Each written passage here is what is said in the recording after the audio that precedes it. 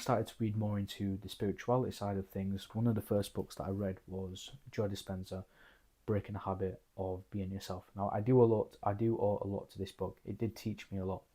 And even as a Christian now, there's a lot of these principles that I do rely on. But the beautiful aspect of it is that these all point towards Christianity in the sense of God as a creator, this idea of being reborn again in terms of baptism, the idea of letting go of old frequencies of you, the sinful versions of you, really battling with the flesh.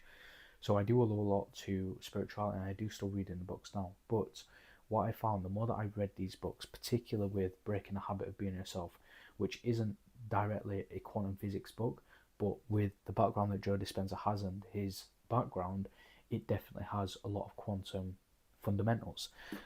Now, these two books, very, very good books, complex reads. They do take a bit of time to get through.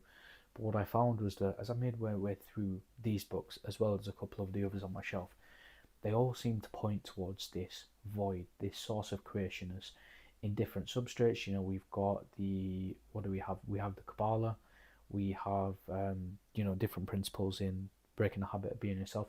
They all point towards this source of creation, this source of unity, and the idea is that you must align yourself with it, and to align yourself with it, you've got to become formless, you've got to let go of yourself, and we do that through various forms of meditation, we do that through various forms of stillness, and the more that you can connect with this and essentially manifest your desires, whether that be health, wealth, relationships, status, whatever it is, all things are created from this one source. And I hope by now you're beginning to see the dots connect, right?